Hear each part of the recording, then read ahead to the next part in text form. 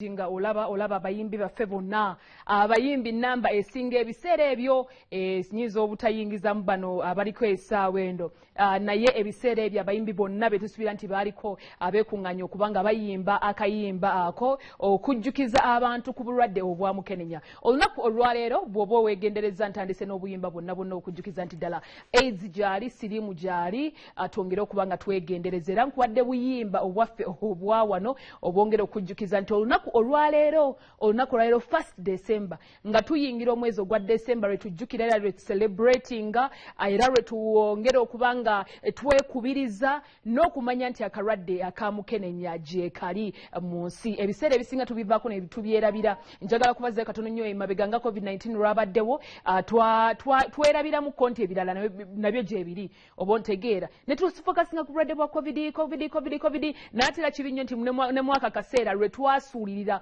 obulwadde obulala okumanya nti gye buli era mulimu abaakwatibwa. So omwaka guno eno ogwa 2022 tuyina waliwo theme eno teba ya Uganda yokka, teba ya Africa yokka, ebeera ya nsi yonna.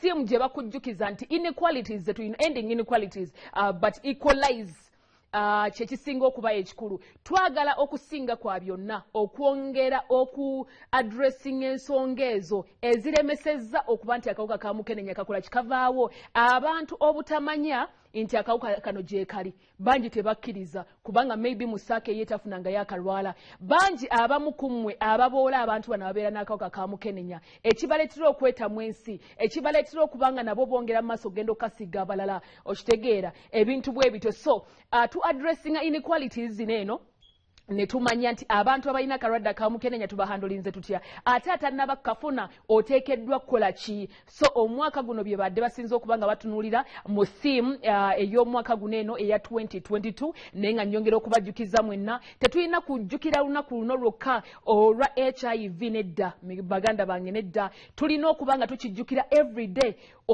buli lunaku olw'omwaka ne tumanya nti akawuka kano gye kali. Twagala okusooka kwa byonna okujjukira nti ne Ssaabasajja Kabaka naye ambassador era yatadde ku Twitter, yatadde ku Twitter.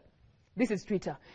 Obwakabaka bwa Buganda bwe bwataddeyo obubaka obwa Ssaabasajja Kabaka nga bw'olaba awo mu Africa. Jjukira yalondebwa okubeera ambassador era mujjukire nti runs ezisinga ezibadde za birthday ya Kabaka tuzze twogera ku nsonga eza HIV naye nga abasajja mwebe twakulembeza era baffe n'agamba nti tukulembeza abasajja okujjukira nti mwe basaale mu nsonga eno ey'okuyambako abaana ab'obuwala okulwanyisa akawuka kamukenenya. Tekijjaamu bawala, tekijjaamu sex yonna, wabula ffenna kitutwalira wamu nga abantu. So kwongera kujjukira bannaffe abatufaako olunaku olwaleero nga bafudde akawuka kamukenenya, okwongera okwejjukanya nti akawuka kano gye kali, okwongera okumanya butya bwe tulina okweyisa nga tufunye akawuka kano akamukenenya ne bannaffe tulina bayisa tutya. This day, this special day, njagala okubanga celebrating one of our fellows omukulu MC Cuts by the way.